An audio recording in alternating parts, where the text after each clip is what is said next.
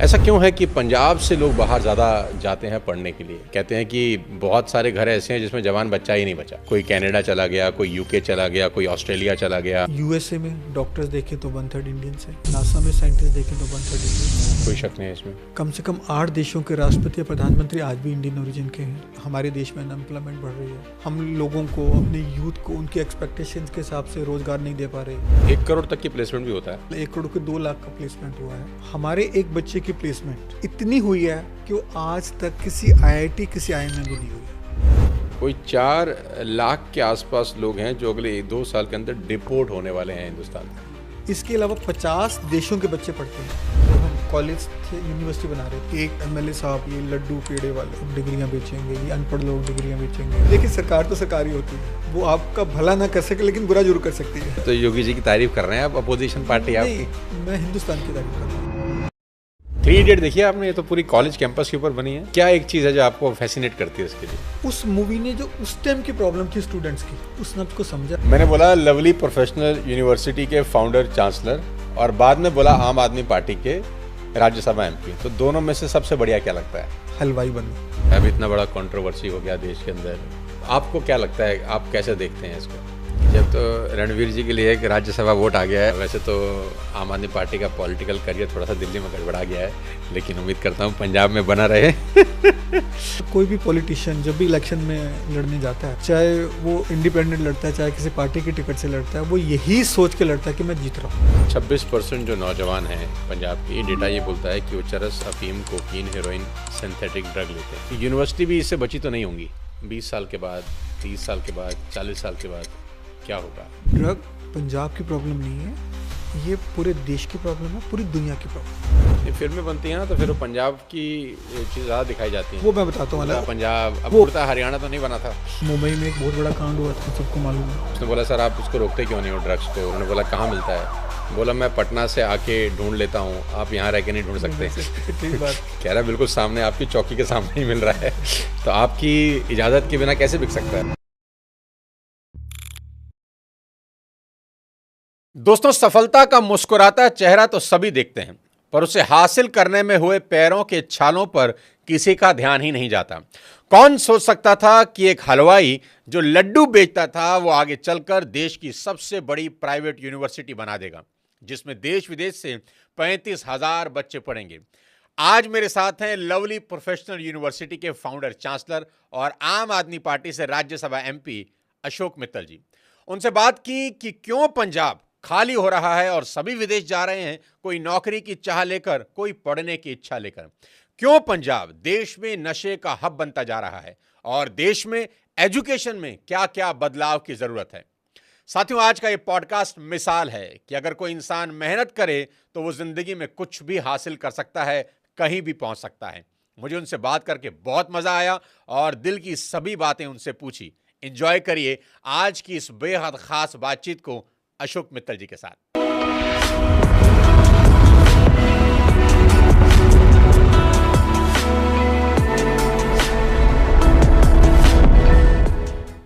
तो आज हमारे बीच में हैं लवली प्रोफेशनल यूनिवर्सिटी के फाउंडर, चांसलर और आम आदमी पार्टी से राज्यसभा एमपी अशोक मित्तल जी।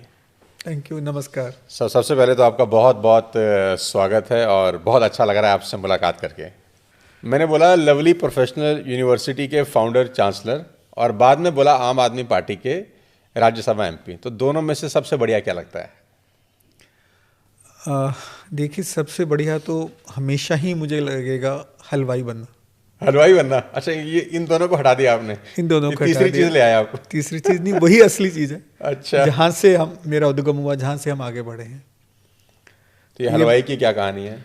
क्योंकि मैंने पार्लियामेंट में भी बात खुलकर बोली थी कि यदि मुझसे पूछा जाएगा कि आप क्या कैसे जाना चाहोगे, हलवाई, एजुकेशनिस्ट, पॉलिटिशियन, तो मेरा यही जवाब था कि मैं एक हलवाई के तौर पे जाना जाऊं, ये मेरे लिए ज़्यादा खुशी की बात होगी।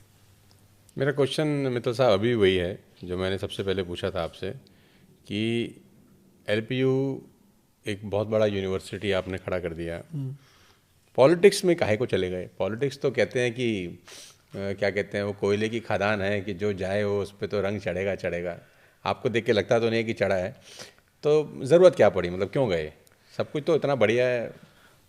नहीं, आप मुझे डिमोटिवेट कर रहे हैं या नहीं, मैं ये जानना चाह रहा हूँ कि मेरे दो सवाल हैं इसके अंदर कि क्या चीज़ अभी भी पसंद है, वो एजुकेशनिस्ट का टैग, ठीक है, हलवाई तो समझ में आ गया। अब इन दोनों में से, अब हलवाई को 2 मिनट के लिए हटा देते हैं, अब इन दोनों में से कौन सी चीज़ पसंद आती है? एक एजुकेशनिस्ट जिसने इतना बड़ा इंस्टीट्यूट बनाया जहाँ पर इतने सारे बच्चे पढ़ते हैं, अपना करियर बना रहे हैं, या वो राज्यसभा जहाँ पर रोज़ एक दूसरे के ऊपर एलिगेशन और दुनिया भर का तामझाम होता है? यदि आप मुझे दोनों में से चूज करने के लिए एक- बोले, एक- एक एक चुनना चूज है करना आपने। होगा तो मैं एजुकेशन ही चूज तो फिर करूंगा। छोड़ देंगे पॉलिटिक्स?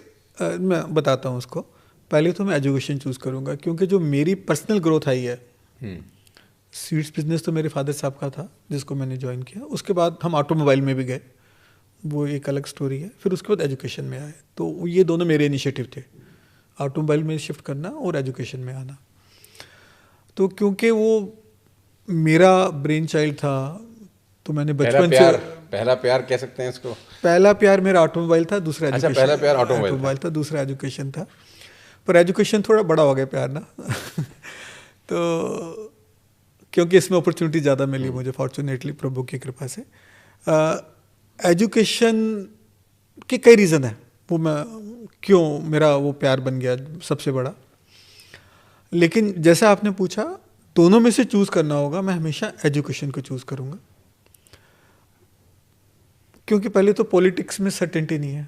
आज तो मैं एमपी बन गया, अगली बार बन पाता हूँ नहीं बन पाता, पता नहीं है, बिल्कुल नहीं पता, किसी को भी नहीं पता होता। और एक एजुकेशन ऐसा फील्ड है जिससे में रहते हुए भी आप सोसाइटी की पूरी सेवा कर सकते हैं, सोसाइटी के लिए बढ़िया काम कर सकते हैं, यूथ के लिए बढ़िया काम कर सकते हैं, देश के यूथ के लिए, दुनिया के यूथ के लिए। मैं ना बीच में एक बात आपसे पूछना चाहता हूँ मित्तल साहब, आपको सॉरी बीच में रोक कर, कि पंजाब की जो बेल्ट है हमारी, उसके अंदर आपका इतना बड़ा कैंपस है, कोई 35,000 स्टूडेंट्स आपके यहाँ पढ़ते हैं और पूरे देश से बच्चे आते हैं पढ़ने के लिए। ऐसा क्यों है कि पंजाब से लोग बाहर ज़्यादा जाते हैं पढ़ने के लिए, और ख़ास तौर पे पंजाब से, बाकी तो पूरे देश से जाते होंगे, लेकिन पंजाब जो एक बेल्ट है, कहते हैं कि बहुत सारे घर ऐसे हैं जिसमें जवान बच्चा ही नहीं बचा। कोई कनाडा चला गया, कोई यूके चला गया, कोई ऑस्ट्रेलिया चला गया। एक बहुत बड़ा जो चंक है नौजवान लड़के लड़कियों का, उसको इंडिया में पॉसिबिलिटी नज़र नहीं आती। क्या कारण है? पंजाब क्यों खाली होता जा रहा है? कह रहे हैं कि पंजाब खाली हो गया है, बाकी देश अमीर हो गए, सारा पैसा चला गया बाहर, और इतना बड़ा यूनिवर्सिटी आपका यहाँ पर है। दिक्कत क्या है? मतलब ये क्या है पंजाब में? जिसको देखो कनाडा, जिसको देखो ना ऑस्ट्रेलिया, यूके। देखिए, पंजाब में जो मेरी अंडरस्टैंडिंग है, जो लोग बाहर जाते हैं पढ़ने के लिए, वो 2 रीज़न से जाते हैं जी। एक रीज़न तो ये है कि उनको लगता है कि हमारी लाइफ बाहर बेहतर हो सकती है, हमें वहाँ सेटल होना है, ऐसा लगता है? ऐसा लगता है उनको। तो एजुकेशन उनके लिए एक तरीका बन गया है बाहर जाने के लिए, कि एक एजुकेशन रूट के थ्रू वीज़ा मिल जाएगा, वहाँ जाके कुछ पढ़ भी लेंगे, कुछ सीख भी लेंगे, और वहाँ के सिस्टम से भी जानू हो जाएंगे, और आस्ता आस्ता वहीं सेटल हो जाएंगे। तो एक तो ये बहुत बड़ा चंक इसलिए जाता है। अब इसमें क्वेश्चन ये हो सकता है कि जाते क्यों लोग बाहर, क्यों जाते हैं ना, उसका शायद कारण ये रहा, जो पंजाब है इसकी जो लैंड होल्डिंग्स है वो हमेशा से छोटी रही हैं। अच्छा, पॉपुलेशन के हिसाब से। जैसे कि हम दोआबा में हैं, इस रीजन में जो जलंधर है, इसको दोआबा, जो 4 नदियों के, 2 नदियों के बीच का एरिया है, दोआबा है। हाँ जी, ब्यास और सतलुज, दो आब मीन्स 2 पानियों के बीच, उसको हम दोआबा बोलते हैं। उसमें जलंधर, कपूरथला, होशियारपुर और नवांशहर डिस्ट्रिक्ट आते हैं। यहाँ पर लैंड होल्डिंग्स और भी ज़्यादा छोटी थी शुरू से, ट्रेडिशनली। अच्छा। तो जब परिवार बढ़े तो उनके पास काम करने के लिए मौका नहीं था। तो वो क्या करते, वो खेती कर नहीं सकते थे क्योंकि साइज पहले ही छोटा था। एक फादर के 3 बच्चे, 3 के आगे 3 बच्चे, वो साइज छोटा होता चला गया। अब पंजाब हिंदुस्तान की सबसे बड़ी स्टेट थी, तो उनके लिए पंजाब से बाहर जाके देश के किसी और राज्य में काम करने का भी मौका नहीं था, क्योंकि उनको एक अच्छे बेटर लाइफस्टाइल का या का पहले ही एक्सपीरियंस था, आदत थी, तो वो पंजाब से बाहर जाके भी नहीं काम कर सकते थे। तो फिर क्या करें? तो एक हमारे जो पंजाबी होते हैं वो बड़े स्ट्रॉन्ग नेचर में होते हैं और बड़े करेजियस, होते हैं तो उनको देश से बाहर ही एक मौका लगा कि अच्छा अब हिंदुस्तान में तो शायद हम नहीं सेटल हो पाएंगे, तो हम हिंदुस्तान से बाहर जाएं। तो यूएस, कनाडा, ऑस्ट्रेलिया, यूके या कुछ जो लोअर तबका था, मीन्स लेबर क्लास थी, वो अरब कंट्रीज़ में जानी शुरू हो गई।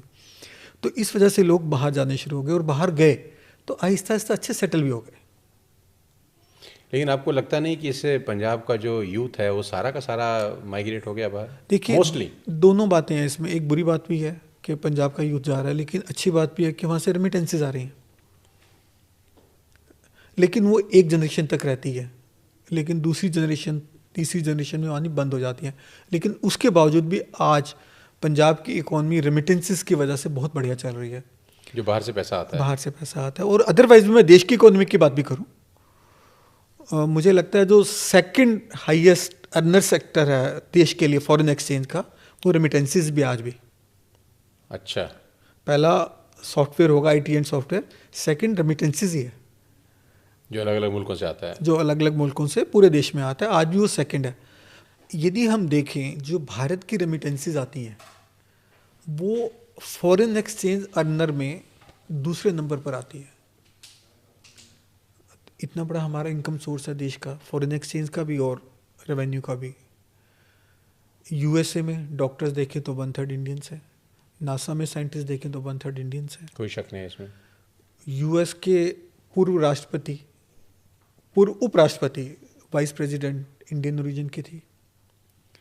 यूके के प्रधानमंत्री इंडियन ओरिजिन के थे। कम से कम 8 देशों के राष्ट्रपति या प्रधानमंत्री आज भी इंडियन ओरिजिन के हैं। यूएस की प्रेजेंट वाइस प्रेसिडेंट की वाइफ इंडियन ओरिजिन की है। तो ये यहाँ से हम जा रहे हैं तो कर पाए। और वो जो लोग बैठे हैं डिफरेंट पोजीशंस पे, वो देश के, भारत के हित के लिए ही सोचते हैं। तो देश को कहीं ना कहीं उसका बेनिफिट तो मिलता ही है, तो उसमें बुरा भी क्या है। मित्र साहब, इसमें एक क्वेश्चन और मैं जोड़ना चाहता हूँ जो बड़ा सेंसिटिव भी है। अभी यूएस से डिपोर्टेशन हुआ है, क्या कहते हैं, हिंदुस्तान में कोई 300 के आसपास लोगों आ चुके हैं अभी तक, और सीधा अमृतसर लैंडिंग हुआ है। पॉलिटिकल मुद्दा तो है ही खैर कि इंडिया दिल्ली लैंड नहीं हुआ और अमृतसर लैंड हो गया। लेकिन मेरा क्वेश्चन इसके अलावा एक और है कि 300 लोगों में से कोई 120 या 125 लोग क्या कहते हैं पंजाब से ही हैं। पंजाब से थे। तो ये इतना इलीगल तरीके से भी लोग जाते हैं यहाँ से बाहर, और जाके फिर वहाँ गलत तरीके से रह रहे हैं, या जो भी हो रहा है, या यहाँ से जो भेज रहा है वो गलत तरीके से भेज रहा है, और ये लोग बेचारे परेशान हो रहे हैं।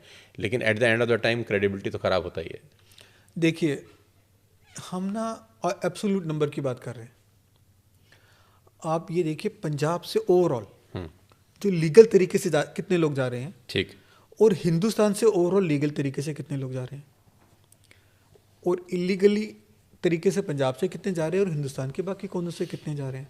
तो जब हम प्रपोर्शन देखेंगे तो बहुत कम है। वो पंजाब की प्रपोर्शन देश के बाकी प्रदेशों से गए लोगों की प्रपोर्शन से कम ही आएगी। आप वॉल्यूम देख रहे हैं, बिकॉज पंजाब से जा रहे हैं ज़्यादा लोग, ओवरऑल लीगल वे से भी जा रहे हैं। तो बड़े का छोटा भी बड़ा होता है नेचुरली।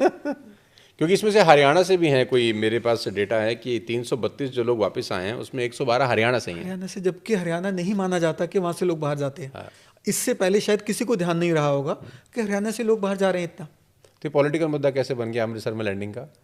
ये तो मैं नहीं बता पाऊंगा कि क्या, कुछ थोड़ा सा तो बताओ, थोड़ा सा तो बताओ। नहीं, मैं इस मामले में मुझे भी नहीं पता, क्योंकि ये 2 देशों के बीच की बात है, भारत और यूएसए की। अच्छा, हुआ तो गलत ही है कि अमृतसर लैंड कर दिया और दिल्ली नहीं किया। इस पे भी मैं नहीं कमेंट करना चाहूँगा। कुछ तो पॉडकास्ट को चलाने लायक तो बोलो। अच्छा। नहीं, वो अब 2 देशों के बीच, क्योंकि कई बातें ऐसी होती हैं जो सरकार भी हमसे शेयर नहीं करती। ठीक बात। हालांकि मंत्री जी ने बयान दिए थे पार्लियामेंट में, श्री जयशंकर जी ने, इसी मुद्दे पर। मैं भी बैठा हुआ था वहाँ, और लेकिन उन्होंने यही बोला कि ये हम 2 देशों के बीच की बात है, शायद कुछ चीज़ें जो शेयर नहीं कर सकते on the floor of the house या इन पब्लिक डोमेन, तो इसलिए उसका मुझे भी ज्ञान नहीं है। क्योंकि मेरे पास डेटा जो है ना मित्तल साहब, उसमें एक डेटा और बहुत खतरनाक है और भयानक है। मैं वो आपसे एक पहले पूछ लेता हूँ, और वो डेटा ये है कि कोई 4 लाख के आसपास लोग हैं जो अगले 2 साल के अंदर डिपोर्ट होने वाले हैं हिंदुस्तान में। जी जी जी जी, सुनने में आ रहा है। जो ओवरस्टे के कारण या इलीगल पेपर्स के कारण 4 लाख लोग अगर भारत में डिपोर्ट होते हैं तो कंसर्न तो है ही। देखिए, कोई भी काम इलीगल तरीके से हो, वो किसी भी प्रदेश का इंसान करे, चाहे पंजाब का या पंजाब से बाहर का, वो कंसर्न तो है ही। पर उस पर हमें गलत है, बिल्कुल गलत और नहीं होना चाहिए। हम बिल्कुल इसको सपोर्ट नहीं करते, कोई भी सपोर्ट नहीं करेगा। लेकिन हम प्रॉब्लम पैदा कैसे हुई उसकी डेप्थ में जाना भी जरूरी है, क्योंकि हम बातें करते रहेंगे गलत है, उससे क्या हो जाएगा? उससे तो समस्या हल नहीं होगी। समस्या हल तभी होगी जब हम समस्या की डेप्थ में जाएंगे और देखेंगे कि समस्या पैदा कैसे हुई और उसके कारणों को दूर करने की कोशिश करें ना। धुआं है, उसको तो मैं ऐसे ऐसे करता रहूँगा तो दूर नहीं हो जाएगा, नीचे आग देखनी पड़ेगी, आग कहाँ कॉज पर क्या है। तो आग को बुझाना है मुझे, ना कि धुएं को इधर उधर से हिला के भगाने की कोशिश करनी, जो कि हम नहीं कर पाएंगे। तो इसके रीजंस क्या हैं, कॉज क्या है, वो हमें जानने ज़रूरी है। कि हमारे देश में अनएम्प्लॉयमेंट बढ़ रही है, हम लोगों को, अपने यूथ को उनकी एक्सपेक्टेशंस के हिसाब से रोज़गार नहीं दे पा रहे, लाइवलीहुड नहीं दे पा रहे, इसलिए वो जा रहे हैं, अदरवाइज क्यों जाएंगे। एलपीयू का क्या रोल है इसके अंदर? देखिए, एलपीयू फॉर्चुनेटली एक ऐसी यूनिवर्सिटी है जो ब्रेन ड्रेन कर रही है बैक। रिवर्स किया है हमने। एग्जाम्पल के तौर पे पंजाब से पहले स्टूडेंट्स बाहर जाते थे जी, दूसरे प्रदेशों में जाते थे पढ़ने के लिए, आज दूसरे प्रदेशों से पंजाब में आ रहे हैं। उसमें मैं बिल्कुल कहना चाहूँगा कि इसमें एलपी का बहुत बड़ा योगदान कितने रहा है। स्टेट से पढ़ते हैं बच्चे यहाँ पर? जैसे मेरे पास जितनी भी 28 स्टेट्स हैं सभी से बच्चा पढ़ता है। अरे वाह। और भी यूनिवर्सिटीज़ के यहाँ पढ़ता है, मेरे यहाँ भी पढ़ता है। यूनियन टेरिटरीज भी तकरीबन हम सभी कवर करते हैं। इसके अलावा 50 देशों के बच्चे पढ़ते हैं। पहले तो हम बाहर भेजते थे, अब बाहर से इधर आने शुरू हो गए। African countries, SAARC countries, neighbouring country से आ रहे हैं, लेकिन यूरोप से या अमेरिका से नहीं आ रहे।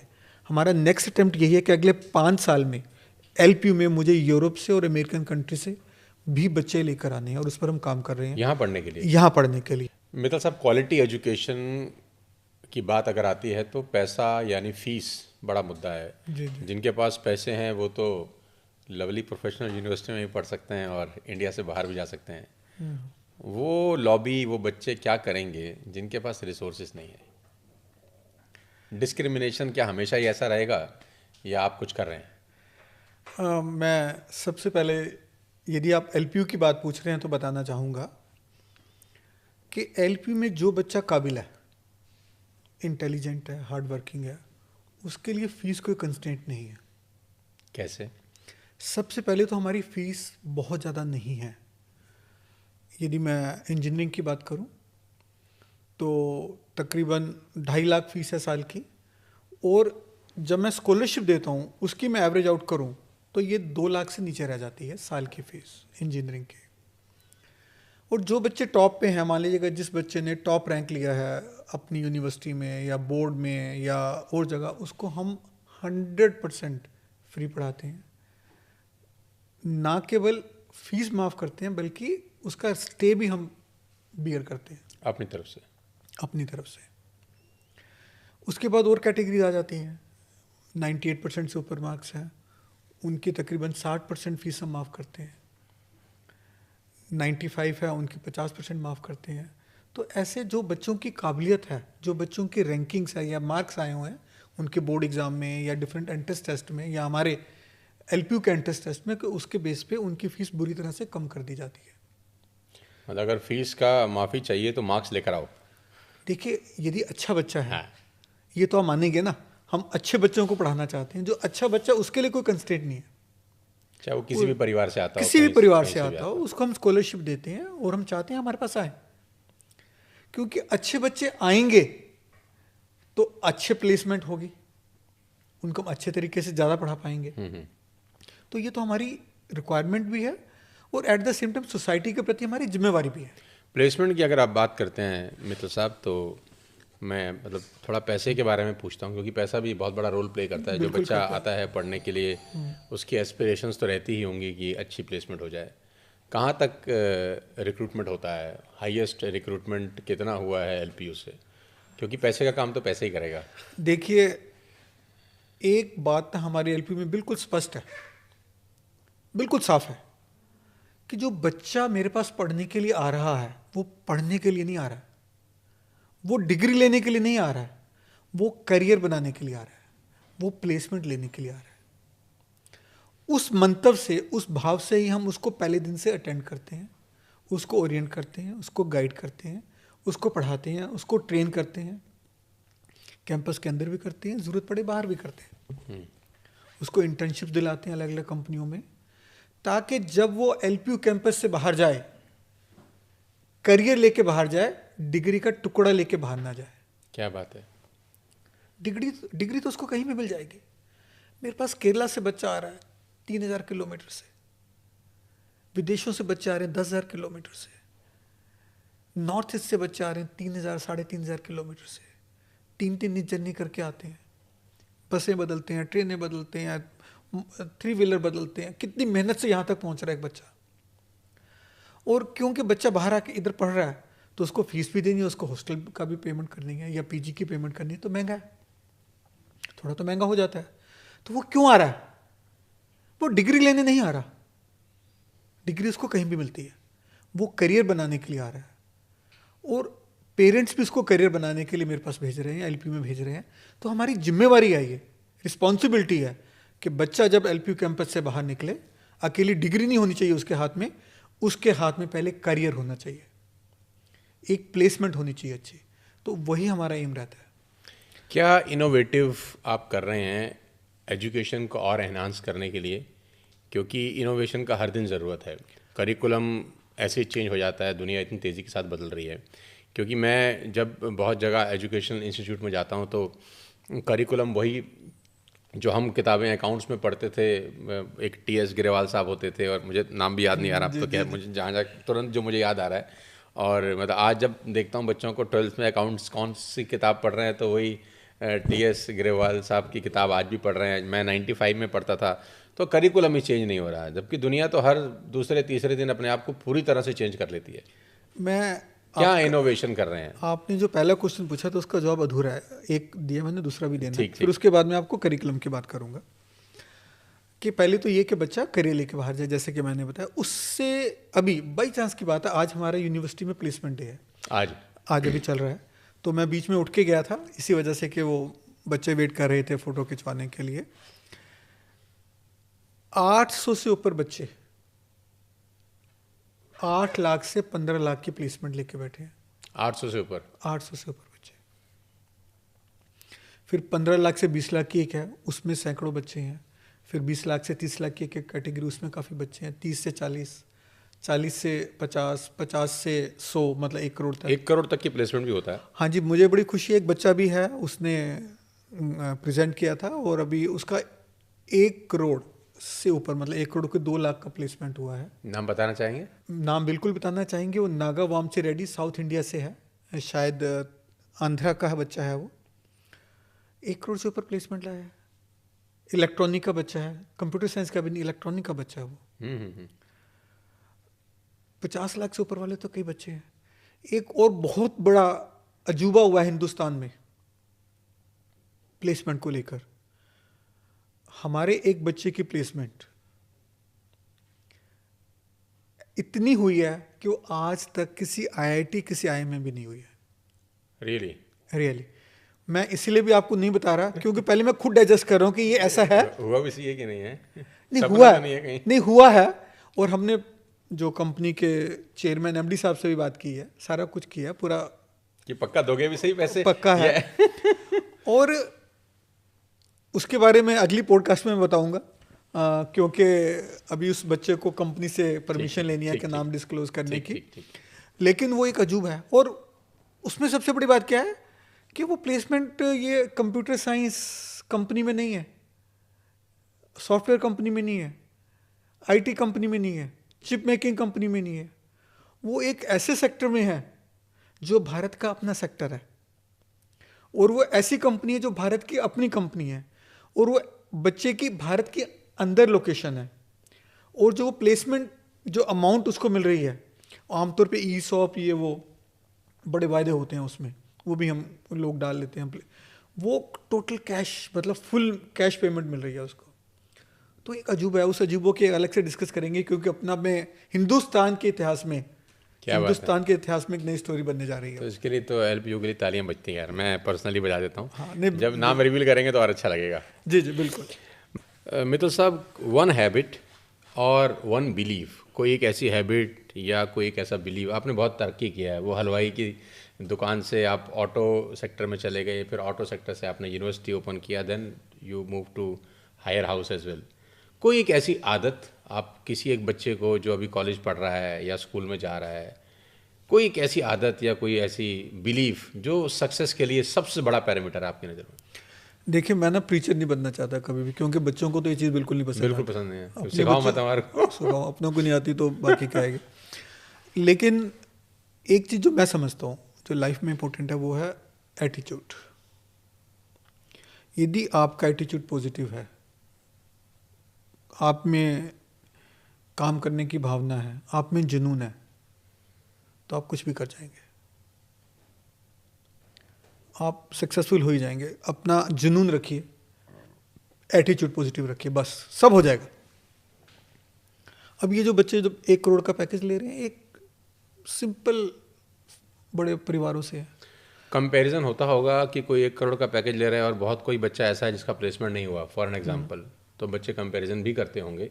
इसका एक दूसरा पहलू भी है, स्ट्रेस भी होता होगा कि यार हम रह गए टाइप्स।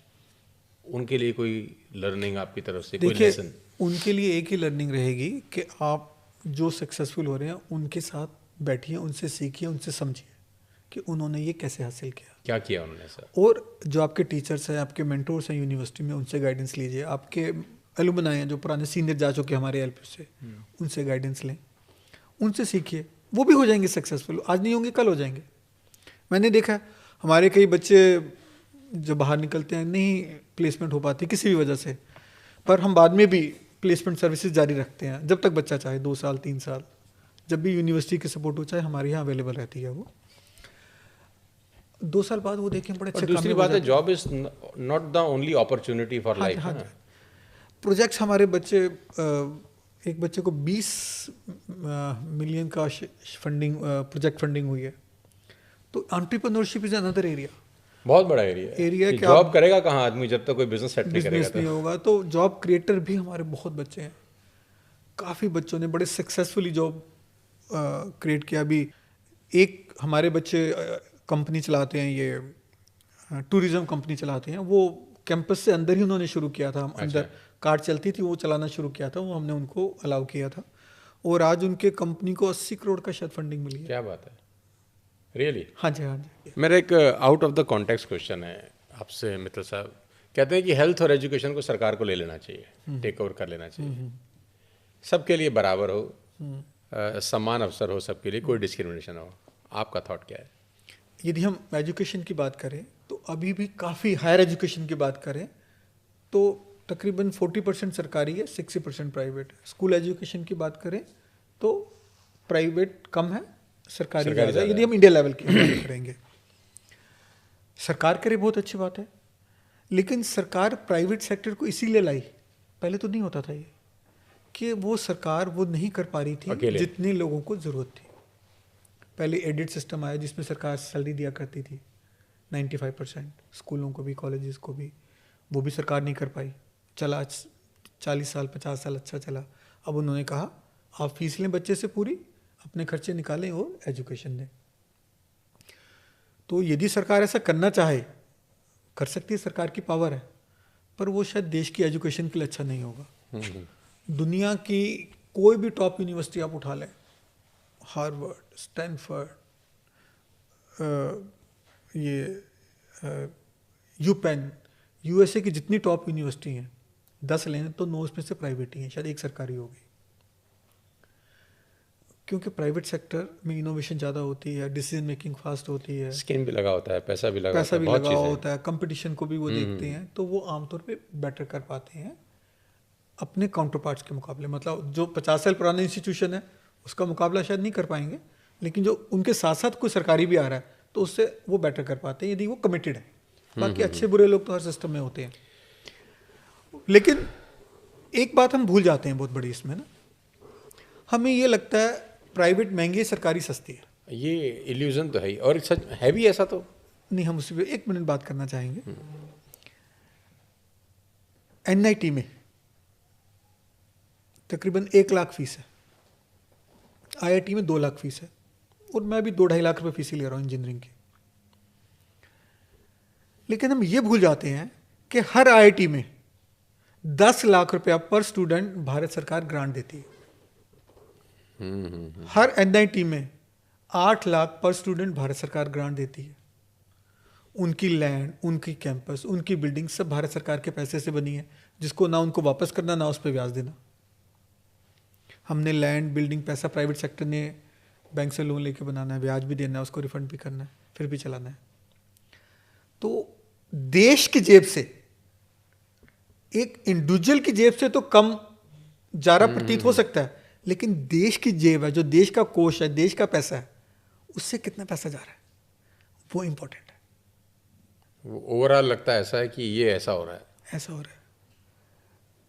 सेंट्रल यूनिवर्सिटीज पर स्टूडेंट कॉस्ट 10 लाख से 15 लाख है,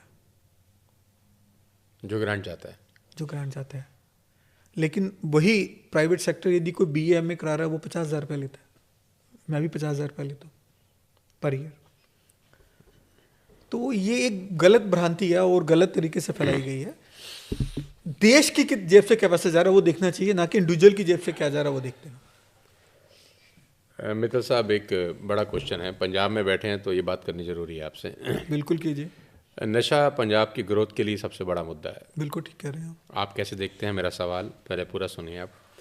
26% जो नौजवान हैं पंजाब के, ये डेटा ये बोलता है कि वो चरस, अफीम, कोकीन, हेरोइन, सिंथेटिक ड्रग लेते हैं। इसमें शराब को भी इंक्लूड नहीं किया मैंने। भगवंत मान कहते हैं कि पहले पंजाब ड्रग्स का ट्रांजिट रूट था, आता जाता था खाली, अब कंज्यूमर सेंटर भी बन गया है कि कंज्यूम भी होता है। और पंजाब से ये बात हिमाचल भी पहुंच गई और हिमाचल में भी अब ये कार्यक्रम बहुत तेज़ी के साथ फैल रहा है। यही चलता रहा 20 साल के बाद, 30 साल के बाद, 40 साल के बाद क्या होगा? देखिए, ड्रग जो मैं एक बात इसमें और क्या ऐड कर देता हूँ कि यूनिवर्सिटी भी इससे बची तो नहीं होंगी। बिल्कुल ठीक कह रहे हैं आप। जो ड्रग है वो हमें लगता है कि शायद एक स्टेट की प्रॉब्लम है, पंजाब की प्रॉब्लम है, पर ऐसा गलत है। ड्रग पंजाब की प्रॉब्लम नहीं है, ये पूरे देश की प्रॉब्लम है, पूरी दुनिया की प्रॉब्लम है। ऐसा नहीं है कि पंजाब में ड्रग है, हरियाणा में नहीं है। नहीं, फिल्में बनती हैं ना तो फिर वो पंजाब की चीज़ ज़्यादा दिखाई जाती हैं। वो मैं बताता हूँ, उड़ता पंजाब, अब वो उड़ता हरियाणा तो नहीं बना था। उसके बारे में मैं आता हूँ। आप यदि इसी की पहले जवाब दे देते हैं, उड़ता पंजाब की ही, आप हिंदुस्तान की कोई मूवी ले लें, बॉलीवुड की कोई मूवी उठा लें, आप जो भी हिट हुई है, सुपर हिट है, उसमें आपको पंजाबी तड़का जरूर मिलता है। उसके बिना तो पॉसिबल नहीं है ना। पॉसिबल नहीं है। क्यों? क्योंकि मूवी, हमारी जो बॉलीवुड की मूवी का बेस ही पंजाब रहा है। पहले लाहौर में था, वो उठ के मुंबई चला गया, तो बेस ही पंजाब रहा है। कपूर फैमिली, सब फैमिली, देवानंद, जड़ें यही हैं, सब पंजाब से हैं। तो जब कोई भी फिल्म प्रोड्यूसर बैठ के वहाँ मूवी बनाता है, सोचता है, तो उसके दिमाग में पंजाब हमेशा हावी रहता है और उसको लगता है पंजाब का तड़का लग गया और मूवी हिट हो जाएगी, और होती भी। पंजाब कोई मूवी बने, हम श्री यशराज चोपड़ा जी जो अब नहीं है उनको लें, उनकी मूवी आप देखिए, वो पंजाब के जलंधर के थे इंसिडेंटली। हर मूवी सुपर हिट, हर मूवी में पंजाब। तो हर प्रोड्यूसर चाहता है कि पंजाब डाल दो, और पंजाब नाम ऐसा है जो पूरे हिंदुस्तान में जाना जाता है, पूरी दुनिया में जाना जाता है, तो उड़ता पंजाब इसलिए बनी। पर वो प्रॉब्लम पंजाब की नहीं, हरियाणा की भी है, पूरे देश की है, उत्तराखंड की भी है, यूपी की भी है, बिहार की भी है, महाराष्ट्र की भी। रुकेगा कैसे सर? नहीं, एक मिनट के लिए मैं बताना नहीं चाहूँगा। एक बहुत बड़ा स्कूल है हिंदुस्तान का, बहुत बड़ा स्कूल, नंबर 1 कह सकते हैं उसको। आज से 20 साल पहले वहाँ जो स्कूल कैप्टन होता है बहुत बड़ी हस्ती रखता है, और जो स्कूल कैप्टन था वो एक बहुत बड़ी सेलिब्रिटी का बेटा था। और वो स्कूल जैसे होते हैं, रेजिडेंशियल स्कूल होते हैं, चारों तरफ से बंद होते हैं, कोई आ नहीं सकता, कोई जा नहीं सकता। वहाँ के स्कूल कैप्टन, जो स्कूल हेड होता है, वो ड्रग में टर्मिनेट हुआ था स्कूल का, तो 20 साल पहले। तो जब स्कूलों की 20 साल पहले, वो पंजाब का स्कूल नहीं था, पंजाब से बाहर का था, ये समस्या स्कूलों की थी 20 साल पहले भी, तो आज भी होगी ना, जो कि पूरा सील्ड एनवायरनमेंट था, वहाँ ये चीज़ हो रही है। तो हम कैसे कहेंगे कि पंजाब में नहीं है, या कैसे कहेंगे कि दिल्ली में नहीं है, कैसे कहेंगे बाकी और स्टेट्स में नहीं है? मैं कहना नहीं चाहूँगा, मुंबई में एक बहुत बड़ा कांड हुआ था, हम सबको मालूम है, वो तो पंजाब नहीं था ना। गोवा में बहुत कांड होते हैं, वो तो पंजाब नहीं है। पर क्योंकि पंजाब बॉलीवुड की धड़कन है, इसलिए पंजाब के नाम पे मूवी बना देते हैं और वो उस वजह से हिट भी हो जाती है और बिकती भी है मूवी की। प्रॉब्लम सब जगह है, बिल्कुल सब जगह। ट्रांजिट रूट पंजाब ही नहीं, और भी बहुत स्टेट्स हैं, बॉर्डर स्टेट सारी ट्रांजिट रूट बन जाती हैं, वो भी कोई बड़ी बात नहीं है। उसमें जो भी कंस्टेंट्स हैं सरकार। आप एलपीयू को कैसे बचाते हैं? एलपीयू में हमारी ज़ीरो ड्रग पॉलिसी है। यदि कोई भी बच्चा ड्रग में लिप्त पाया जाता है उसको सीधा हम टर्मिनेट करते हैं। No excuse? No excuse. यदि प्रूव हो जाए, ऑफ कोर्स जनरली प्रूव होना चाहिए, ऐसे नहीं कि उठा दिया, जनरली एलिगेशन से नहीं, प्रूव हो जाता है कि उसने किया है और उसको हम कन्विंस करते हैं, उसके फैमिली को कन्विंस करते हैं। ऐसे नहीं हम उसको कहते नहीं आप अपने परिवार के साथ रहिए, वो बेटर रहेगा आपके लिए, क्योंकि बच्चे के हित में भी वही है। तो इस वजह से हमारा बहुत अच्छा कंट्रोल है। मतलब सेफ है एलपीयू आपके हिसाब से? जब हम एलपीयू कैंपस की बात करें तो हमने पहले दिन से ही बड़ी स्ट्रिक्ट पॉलिसी रखी हुई है ड्रग पे, और हम अपने एडमिशन ब्रोशर पे भी ना सबसे पहले लिखते हैं, यदि आप ड्रग में लिप्त हैं प्लीज़ हमारे पास मत आइए, मतलब तरीके से लिखा हुआ हमने। और जो बच्चे आते हैं उनको भी मालूम है कि यदि पकड़े गए तो हमसे यूनिवर्सिटी से हमें निकाल दिया जाएगा। तो हम पूरा प्रिकॉशंस लेके चेक करके यदि उसका एलिगेशन सही साबित होता है उसके बाद हम बच्चे को बुलाते हैं, उसको समझाते हैं, उसके पेरेंट्स को बुलाते हैं, उनको समझाते हैं कि आप इसको ले जाएं अपने पास, वहाँ रखें तो बेहतर होगा। तो इस तरीके से कन्विंस करके हम बच्चे को कैंपस से बाहर विदा कर देते हैं। लेकिन कैंपस के बाहर इशू हो सकते हैं, जो कुछ बच्चे बाहर रहते हैं। बाहर मिल जाता होगा सब? नहीं, ऐसा नहीं है नहीं मिलता, पर मैं ये नहीं कहूँगा कि 100% नहीं मिलता, कुछ तो स्कोप होता ही है हर जगह। मैं आपको बीच में बता देता हूँ कि नोएडा के अंदर कभी एक कॉन्फ्रेंस सी हो रही थी, वहाँ पर एसपी साहब थे या पता नहीं एसएचओ साहब थे, उन्होंने कोई स्टूडेंट बुलाए हुए थे, कोई 100-200। तो उन्होंने स्टूडेंट से पूछा कि आपके कोई कंसर्न है एरिया के तो हमें बताओ। तो उसमें एक स्टूडेंट ने हाथ खड़ा किया कि सर मैं आपसे कुछ सवाल पूछना चाहता हूँ। तो एसपी साहब थे, पता नहीं एसएचओ, मैं याद नहीं आ रहा मुझे। तो उसने बोला सर आप इसको रोकते क्यों नहीं हो ड्रग्स को, और ये सब मिलता है यहाँ पर? तो उन्होंने बोला कहाँ मिलता है? बोला मैं पटना से आके ढूंढ लेता हूँ, आप यहाँ रह के नहीं ढूंढ सकते। ठीक बात। कह रहा है बिल्कुल सामने, आपकी चौकी के सामने ही मिल रहा है, तो आपकी इजाज़त के बिना कैसे बिक सकता है वो? ऐसा उसने बहुत अच्छा बोला, तो सब बच्चे ताली बजाने लग गए।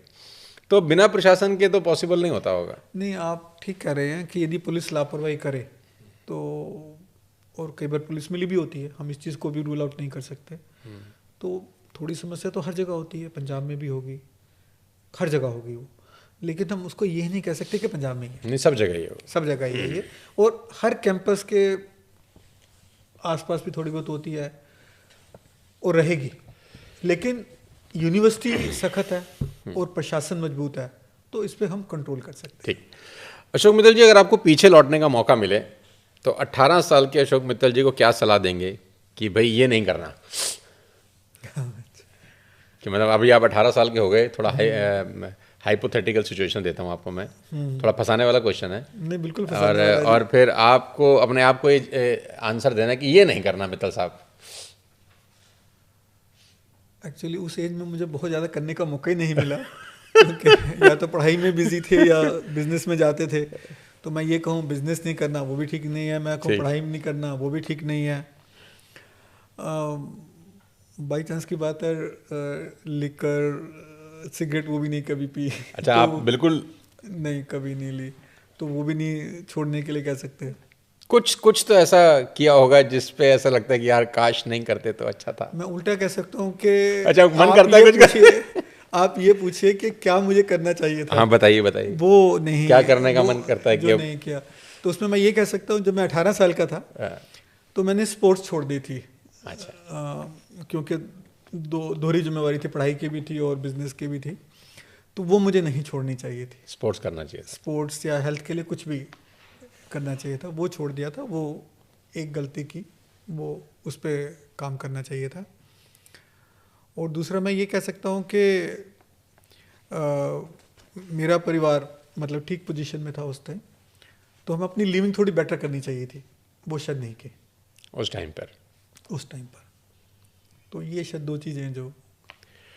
आपके कैंपस में एलपीयू के अंदर टीचर का क्या रोल है? क्योंकि मैं आज के डेट में ये महसूस करता हूँ कि टीचर के पास पढ़ाने के अलावा बड़ी रिस्पॉन्सिबिलिटी है। कि मैं तो अपने प्रोग्राम में भी बोलता हूँ कि टीचर ऐसा क्या ही पढ़ा देगा जो गूगल पे नहीं होगा। ठीक कह रहे हैं आप। टीचर का रोल मुझे लग रहा है एजुकेशन देने से ज़्यादा बड़ा हो गया आज के डेट में। ठीक कह रहे हैं आप। कि वो मॉरल वैल्यूज़ बता रहा है कि नहीं बता रहा, कि वो सही गलत का भेद बता पा रहा है कि नहीं बता रहा। बच्चे स्ट्रेस में जा रहे हैं, सुसाइड तक कर लेते हैं। तो आपकी एलपीयू के अंदर टीचर की क्या बोलते हैं, इंडक्शन कैसे आप लोग करते हैं कि किस तरीके से पढ़ाना चाहिए? ये बहुत इंपॉर्टेंट पहलू है। देखिए, टीचर की 2 बेसिक जिम्मेवारी होती हैं किसी भी एजुकेशनल इंस्टीट्यूशन में। यदि वो यूनिवर्सिटी है तो एक पढ़ाना और एक रिसर्च करना। यूनिवर्सिटी है तो रिसर्च करना भी, वो तो है ही है। पर उससे ज़्यादा इंपॉर्टेंट जो रोल आ जाता है टीचर का, बच्चे का मेंटर बनना और उसको समय समय पर गाइड करना। वो करियर, जैसे मैंने पहले बोला कि करियर हमारे लिए सबसे इम्पोर्टेंट माना जाता है यूनिवर्सिटी में। तो हर टीचर को हम कुछ बच्चे एलोकेट करते हैं, से 10 बच्चे। तो उस टीचर की जिम्मेवारी है कि उन 10 बच्चों का करियर कैसे बनेगा अगले 4 साल में, जब हमारा वो आपकी पर्सनल जिम्मेदारी है। वो आपकी पर्सनल जिम्मेदारी है। तो एक हमारे टीचर का ये इंपॉर्टेंट रोल रहता है। और कितने स्टूडेंट का चंक देते हैं सबको? तकरीबन 10 बच्चों का। 10 बच्चों का। 10 बच्चों का। दूसरी जिम्मेवारी उसकी ये आ जाती है उसके साथ साथ ही, जब क्योंकि आप उससे नज़दीक से इंटरेक्ट कर रहे हो, तो बच्चा यदि डिप्रेशन में है, कोई फैमिली प्रेशर है, कोई फाइनेंशियल प्रेशर है, या कुछ और ऐसा है, तो रिलेशनशिप का प्रेशर है, तो उस पर आप नज़र रखें और जैसे मौका लगे उसको गाइड करें। और यदि आपके पास वो कॉम्पिटेंस नहीं है तो हमारी यूनिवर्सिटी में रिलेशनशिप मैनेजमेंट डिवीज़न है बहुत बड़ा, जिसमें हर तरीके से बच्चों को गाइड किया जाता है, साइकोलॉजिकली भी, मॉरली भी, स्पिरिचुअली भी। तो उसमें बहुत एक्टिविटीज़ हम कराते हैं। तो बच्चे को आप वहाँ ले जाएं और वहाँ जो भी रेलेवेंट एक्टिविटी उसको सूट करती है उस मौके पे, वो हम करवाएं। अच्छा, तो टीचर का इंडक्शन इस तरीके से भी होता है कि 10 बच्चों का स्लॉट है और उसकी टेक केयर करना उसकी पर्सनल जिम्मेदारी है। जी, वो उसका इंपॉर्टेंट रोल है। रादर उसकी जो अप्रेजल होती है उसमें काफ़ी, अच्छा, उसमें वेटेज इस चीज़ की होती है कि उसने 10 बच्चों का कैसे टेक केयर किया और उनको कैसे ग्रो कराया, अदर देन एकेडमिक्स और रिसर्च। वो तो मल्टीपल टीचर्स लगते हैं, पर ये फिक्स टीचर लगते हैं। किसी भी शहर का सबसे कामयाब इंसान कैसे बना जाए? वो यदि आप पॉलिटिकल भाषा में पूछेंगे तो जो इलेक्शन जीतता है वो सबसे कामयाब माना जाएगा, क्योंकि उसको ज़्यादा लोगों ने चुना है और एक सिस्टम से चुना और कंपटीशन में चुना है।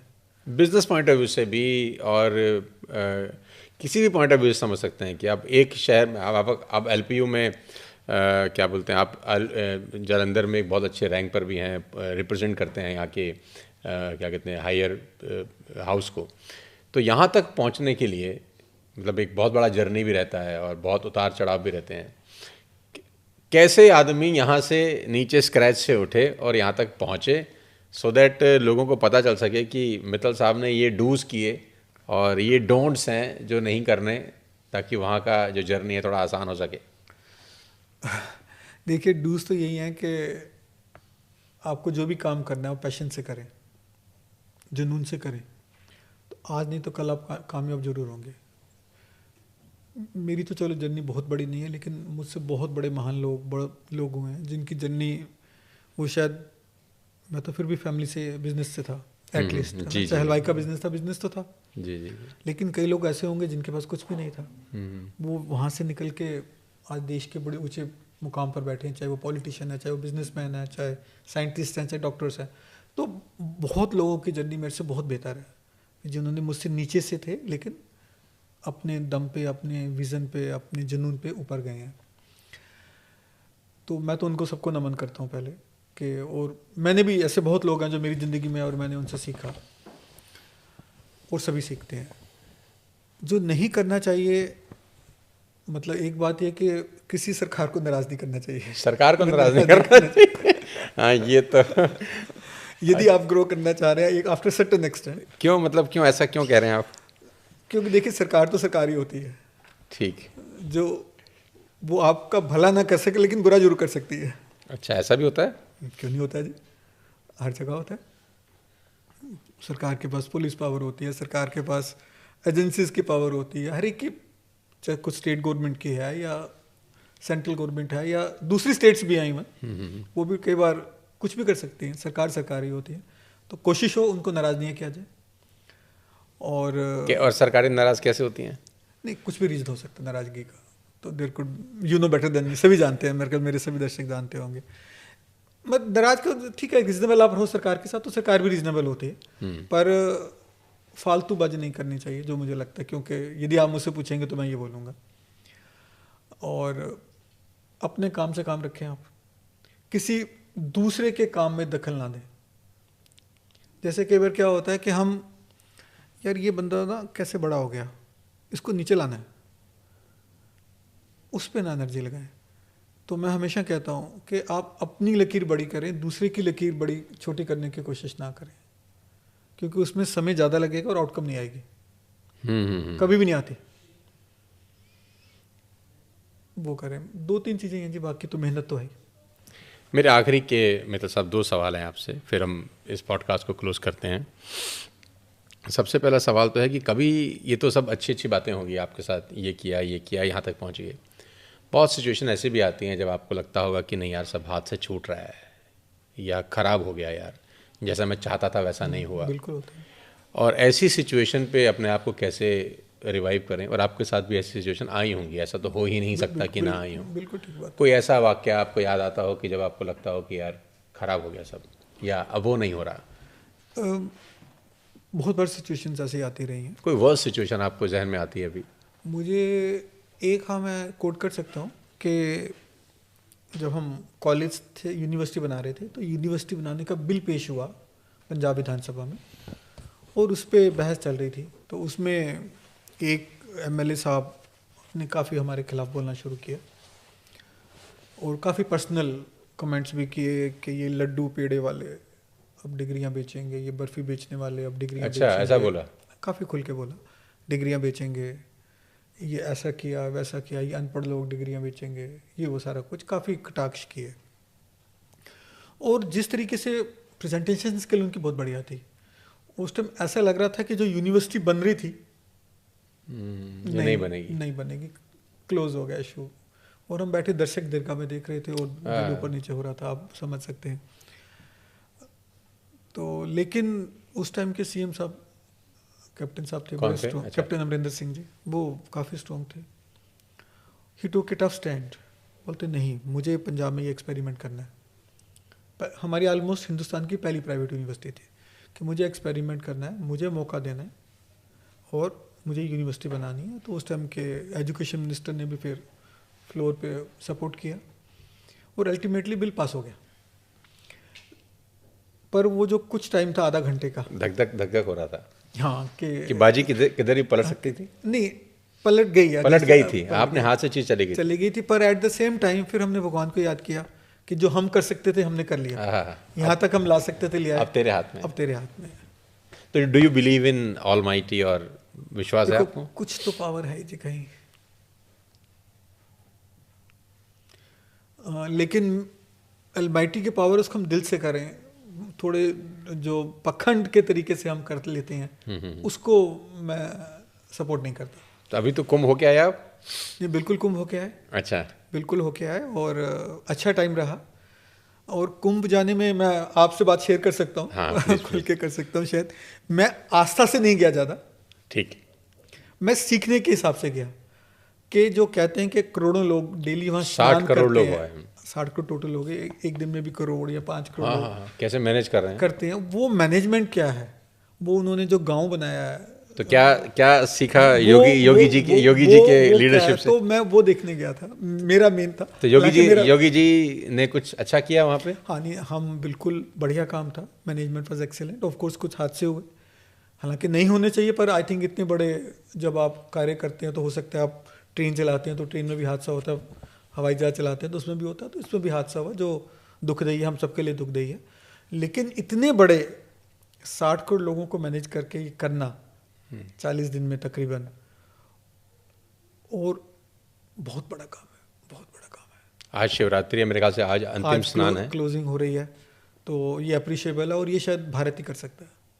क्या बात है, और कोई देश नहीं कर सकता ये। और आस्था का जन सैलाब है। 60 करोड़ का मतलब हिंदुइज्म में तो 60-70% लोग चले ही गए, यदि ये फिगर सही है तो। यदि सही होगी, मतलब सही होगी, चलो 5-10% इधर उधर होगी तो तकरीबन चले गए, यस तकरीबन सभी हिंदू यूथ चला गया, मैं ये कहूँगा। नहीं, बुजुर्ग लोग भी गए, मेरे को 2-2 महीने के बच्चे लेकर लोग चले गए। नहीं, मेरा मतलब ये था जो अडल्ट चले गए। हाँ, अडल्ट्स, बच्चे कम होंगे, अडल्ट चले गए हैं। पर मैनेजमेंट तो योगी जी ये हिंदुस्तानी कर सकते हैं। तो योगी जी की तारीफ कर रहे हैं आप, अपोजिशन पार्टी आपकी। नहीं, मैं हिंदुस्तान की तारीफ कर रहा हूँ, मैं भारत देश की तारीफ कर रहा हूँ कि ये काबिलियत किस में है, तो भारत में ही है। इससे नहीं, इवन जैसे वो यूएसए में छोटा सा बाढ़ आ जाए, तूफान आ जाए, वो 6-6 महीने नहीं ठीक होता। मूवी भी बन गई इंडिया में उसके ऊपर, तो शाहरुख खान साहब की, तो नहीं होता वो, क्योंकि वो मैनेज ही नहीं कर पाते। हमारे यहाँ बम्बई में या कहीं भी बाढ़ आ जाती है, बरसात आ जाती है, 6-6 फुट पानी भर जाता है, 6 घंटे बाद नॉर्मल। तो ये हिंदुस्तान की ताकत है, ये भारत की ताकत है, ये भारत ही कर सकता है। फिल्में देखने का शौक है आपको? थोड़ी बहुत तो मिलता टाइम? निकाल लेते हैं। कोई फेवरेट ऑल टाइम 1-2 बताओ। एक तो मुझे ये संगम, पुरानी मूवी राज कपूर साहब की, वो अच्छा, वैजयंती माला, राजेंद्र कुमार जी, बहुत अच्छी लगती है। एक राज कपूर साहब की और है ये बम्बई का बाबू। अच्छा, बम्बई का बाबू, राधा रवि गांधी। 3 इडियट देखी है आपने? ये तो पूरी कॉलेज कैंपस के ऊपर बनी है। हाँ बिल्कुल, मैंने देखी है 3 इडियट मूवी, और 2-3 बार देखी है। क्या एक चीज़ है जो आपको फैसिनेट करती है उसके लिए? चलो, आपने बड़ा अच्छा क्वेश्चन पूछा। 3 इडियट मूवी आज से 20 साल पहले बनी थी। क्यों हिट हुई आपके हिसाब से? बताता हूँ। 2009 में बनी थी, 2005 में कंसेप्ट बनना शुरू होगा, 2009 में बनी थी, सुपर हिट हुई। उस मूवी ने जो उस टाइम की प्रॉब्लम थी स्टूडेंट्स की, उस नब्ज को दबाया, उस नब्ज को समझा कि बच्चा क्लासरूम में नहीं पढ़ना चाहता, वो चाहता है कि प्रोजेक्ट्स के तरीके से पढ़ाया जाए। काबिल बनो, प्रोजेक्ट्स करो, क्लासरूम से बाहर रियल लाइफ प्रोजेक्ट्स करो, ये उन्होंने सिखाया। लेकिन यदि उस मूवी का सीक्वल बने, नहीं चलेगा। यदि वही कंसेप्ट वहां तक रहेगा तो नहीं चलेगा। क्योंकि वो एक्सपेक्टेशन तब थी जब कोविड नहीं आया था, ऑनलाइन एजुकेशन नहीं थी, और चीज़ें नहीं थी, बहुत चीज़ें बदल गई हैं। आईटी रेवोल्यूशन इतना नहीं था, इंटरनेट इतना नहीं था, अब बदल गई है। आज के दिन में यदि मूवी बने तो वो क्या हो, उसमें किस तरीके से बात हो कि जैसे मैंने बोला कि बच्चे पढ़ाई के दौरान ही कमाएं। 4 साल बच्चा मेरे पास पढ़ रहा है, तो मेरा एम क्या, अगले 5 साल बाद वो पूरी फीस अपनी पढ़ाई से निकाले, रेवेन्यू जनरेट करके एज ए स्टूडेंट। उस कंसेप्ट पे मूवी बने आज। ये थॉट है, ये थोड़ा उस कंसेप्ट पे हम एलपी को चलाना चाहते हैं और लेके जा रहे हैं। क्या बात है, बहुत बढ़िया। कि बच्चा फीस यूनिवर्सिटी कैंपस से स्टूडेंटशिप के दौरान प्रोजेक्ट्स करके कमाए। मतलब जब वो एजुकेशन खत्म करने के बाद फ्लोर पे कदम रखे तो उसके पास पैसा कमाने का एक्सपीरियंस हो चुका हो। नंबर 1। नंबर 2, उसकी अपनी जो फीस है 4 साल की, पेरेंट्स से ना है, उसकी अपनी कमाई से। खुद कमाएगा तो पैसे की अहमियत ही पता चलेगी, अहमियत ही पड़े। तो इस कंसेप्ट पे मेरे ख्याल मूवी आज बनेगी, बननी चाहिए। नहीं तो आपने आइडिया दे दिया तो हो सकता है कोई ना कोई बना ही ले। मुझे खुशी होगी, मैं उसमें पूरा सपोर्ट करूंगा, कोई कंसल्टेंसी चार्ज नहीं करूंगा, कोई आइडिया की फीस नहीं लूंगा, बिल्कुल बननी चाहिए। ये आज के संदर्भ में यदि आज बनती है, मतलब आज बनती मीन्स अगले 1-2 साल तक रिलीज होती है। यदि 20 साल बाद बने, 2045 में बने, जब विकसित भारत बनने के करीब होंगे, उस टाइम क्या होगा, वो डिफरेंट होगा। हाँ। वो शायद मैं आज विजुलाइज मैं भी नहीं कर पा रहा हूँ, वो भी नहीं कर पाएंगे, तो क्योंकि एजुकेशन इतना तेजी से बदल रही है। मित्तल साहब, सोशल मीडिया का दौर है, बिना सोशल मीडिया का सवाल लिए तो बात बनेगी नहीं। और सोशल मीडिया के ऊपर सब कुछ खुला है, सब चल रहा है। अभी इतना बड़ा कंट्रोवर्सी हो गया देश के अंदर, मुझे लगता है आपको शायद पता है कि नहीं पता, वो कुछ उल्टा सीधा बोल दिया किसी ने। आपके साथी थे? मतलब मेरे साथी कर रहे थे। मेरे साथी नहीं थे, मतलब हाँ, मतलब आपकी कम्युनिटी के ही हो गए, हमारी जमात के लोग, आपके जमात के लोग आपके साथी हो गए ना। मैं तो हर पॉलिटिशियन को अपना साथी मानता हूँ, चाहे मैं कभी उनसे मिला भी नहीं हूँ लाइफ में। हाँ, तो रणवीर अलाहाबादिया का बहुत बड़ा केस हो गया पूरे देश में, पार्लियामेंट में भी शायद, आई थिंक ये क्वेश्चन पार्लियामेंट निकल गई थी उस टाइम तक। हाँ, तो आपको क्या लगता है, आप कैसे देखते हैं इसको? देखिए, क्योंकि आप बच्चों से घिरे पड़े हैं, यूथ सुनता है। पहली बात तो जो जिसको सुनता है वो, एक महाभारत की मुझे बात याद आती है। जब वो अर्जुन जी उसको जीत के लाए द्रौपदी को, तो जब उसने बोला माता जी मैं आपके लिए कुछ लाया हूँ, तो उन्होंने कहा पांचों भाइयों में बांट लो। और उसके बाद कुंती जी को ये कहा गया कि यदि आपके पास डिसीजन लेने की पावर थी तो आप ऐसे कैजुअली फैसला नहीं दे सकते। सिमिलरली जो भी सेलिब्रिटी हो जाते हैं, जो लोग उनको कॉपी करते हैं, उसकी बात को सुनते हैं, उस पर विश्वास करते हैं, उनको एप करते हैं, तो वो जो कोई भी बात कहें वो थोड़ी सी रिस्पॉन्सिबिलिटी से कहनी चाहिए, क्योंकि लोग आपको सुन रहे हैं। क्योंकि लोग आपको सुन रहे हैं। अकेले आप अपने परिवार तक सीमित नहीं हैं, आप देश तक फैले हुए हैं, देश से बाहर फैले हुए हैं, तो थोड़ा रिस्पॉन्सिबली कहना चाहिए, तो बहाव में नहीं आना चाहिए। लेकिन कई बार लाइफ में हो जाता है गलती, कोई किसी भी उनसे भी हो गया, और उन्होंने एडमिट भी किया कि मुझसे गलती हुई है, तो मैं समझता हूँ कि देश को माफ़ कर देना चाहिए उनको। चलो, जब तो रणवीर जी के लिए एक राज्यसभा वोट आ गया है रणवीर भाई, तुम्हारे लिए एक राज्यसभा का वोट आ गया कि देश को माफ़ कर देना चाहिए। सर, बहुत अच्छा लग रहा है आपसे बात करके। मन तो नहीं कर रहा कि आपको मैं छोड़ूं, और बड़ी सारी मतलब दिल से आप सब बातों का मुझे जवाब दे रहे हैं। मुझे लगता है कि ये डिस्कशन और चलती रहे, लेकिन समय इजाज़त नहीं देता। जाते जाते आखिरी में कोई एक दो चीज़ें आप यूथ के लिए मुझे कह दीजिए, सो दैट यूथ आपको सुन रहा है, आपने बहुत सफलता हासिल करी है, कि क्या एक दो चीज़ें वो करे और क्या एक दो चीज़ें बिल्कुल ना करे, बहुत शॉर्ट के अंदर। अपने जुनून को बना के रखें और उस पर काम करें।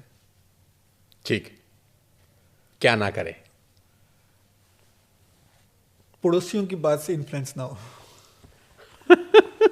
जैसे कि पड़ोसी मीन्स दोस्त मित्र, किसी की बात से, उनकी बात से इन्फ्लुएंस ना हो। हाँ, यदि वो ब्रांडेड कल्चर पे जा रहे हैं तो आप भी ब्रांडेड फॉलो ना करें, उससे इन्फ्लुएंस ना हो। तो या keep your company good, that's a simple word. Association is very important. That's very important. एक बात जो मैं कहना चाहूँगा अपने स्टूडेंट से या सभी से ही, कि जब आप स्टूडेंट हैं, ये आपके लिए लाइफ का बेस्ट टाइम है। हमारे हिंदुस्तान में पेरेंट्स आपको पे कर रहे हैं, आमतौर पे आप तो उतना नहीं पे करते, तो पेरेंट्स की मनी को वेस्ट ना जाने दें, उनकी हार्ड एंड मनी है। आप किसी भी कॉलेज में पढ़ रहे हैं, किसी भी यूनिवर्सिटी में पढ़ रहे हैं, यूनिवर्सिटी में जाने से पहले अपना करियर बना के जाएं, इसी उम्मीद से आपके पेरेंट्स ने आपको भेजा है। और सभी यूनिवर्सिटी, सभी कॉलेजेस, मैं समझता हूँ इस चीज़ को सपोर्ट करते हैं, वो आपके साथ खड़े हैं, जो भी आपका कॉलेज है, जो भी आपकी यूनिवर्सिटी है। और एक चीज़ जो नहीं करनी चाहिए वो ये है कि जब आप ज़िंदगी में कामयाब हों और हो जाएंगे, अपने अल्मा मैटर को, अपने कॉलेज को, अपनी यूनिवर्सिटी को ना भूलिए। आप वहाँ के जो बच्चे उस टाइम पढ़ रहे होंगे उनको गाइड करें एटलीस्ट, सो दैट वो भी आपके जैसे बन के अपने परिवार का, अपने देश का, अपने समाज का नाम रोशन कर सकें। बहुत बहुत धन्यवाद अशोक मित्तल जी। मैं बहुत बहुत शुभकामनाएं देता हूं आपको, एलपीयू के लिए भी और अपना आपके पॉलिटिकल करियर के लिए भी। वैसे तो आम आदमी पार्टी का पॉलिटिकल करियर थोड़ा सा दिल्ली में गड़बड़ा गया है, लेकिन उम्मीद करता हूं पंजाब में बना रहे। बहुत बहुत पॉलिटिक्स में अप एंड डाउन तो रहते ही हैं जी, यदि अप एंड डाउन ना हो तो फिर ये पॉलिटिक्स ही नहीं है। हाँ, अप एंड डाउन तो पूरी जिंदगी का, पूरी जिंदगी में रहते हैं, उतार चढ़ाव जीवन का के हर मुकाम में अप्स एंड डाउन्स हैं, तो पॉलिटिक्स में भी लेकिन झटका तो लगा होगा दिल्ली की हार का। देखिए, कुछ भी चीज़ ऐसी होती है, किसी को भी सक्सेस नहीं मिलती किसी चीज़ में, तो वो झटका तो लगता ही है। उम्मीद तो थी आपको जीतने की। देखिए, कोई भी, मुझे किसी ने बताया था, ऐसी बड़ी पुरानी बात है, कोई भी पॉलिटिशियन जब भी इलेक्शन में लड़ने जाता है, चाहे वो इंडिपेंडेंट लड़ता है, चाहे किसी पार्टी की टिकट से लड़ता है, वो यही सोच के लड़ता है कि मैं जीत रहा हूँ। जिस दिन वो ये सोच के लड़ने लग जाए कि मैं हार जाऊंगा, तो लड़ ही नहीं सकता वो। तो ऐसे कोई भी पार्टी किसी भी इलेक्शन में जाती है, वो यही सोच के जाती है कि मैं जीत रही हूँ। आपने पहले ही मनोबल खो दिया तो आप तो हार ही गए उसी दिन ही, आपको हराने की जरूरत नहीं होगी। तो हर एक के लिए ये लागू होता है, तो जिंदगी के हर सफर पर भी लागू होता है। क्या बात है, बहुत बढ़िया। हमारे बच्चे आते हैं, प्लेसमेंट्स में बैठते हैं, आईआईटी के टेस्ट देते हैं, आईएएस का टेस्ट देते, सिविल सर्विसेज का टेस्ट देते हैं, यही सोच के देते हैं ना मैं पास हो जाऊंगा, पर सारे नहीं होते। तो ये तो जिंदगी के हर मकाम पे ये चीज़ लागू होती है। बहुत बहुत शुक्रिया अशोक जी। इस बातचीत के लिए बहुत अच्छा लगा आपसे बात करके, और my best wishes to Lovely Professional University and to personally you as well. उम्मीद करें कि ये यूनिवर्सिटी और देश में, पूरी दुनिया में अपना नाम रोशन करे, और आप इसी तरह के इनोवेशंस पूरे देश में लेकर आते रहिए। साथियों, ये हमारे साथ थे अशोक मित्तल जी, जो एलपीयू के सर्वे सर्वा हैं एक तरीके से, और अभी राज्यसभा को भी, हाउस में भी आम आदमी पार्टी को रिप्रेजेंट कर रहे हैं। उम्मीद करता हूँ ये पॉडकास्ट आपको पसंद आया होगा, बहुत कुछ सीखने को आपको मिला होगा। अगर किसी और शानदार शख्सियत से जल्द आपको मिलवाता हूँ, तब तक अपने स्वास्थ्य का ध्यान रखिए। Take care. Thank you so much.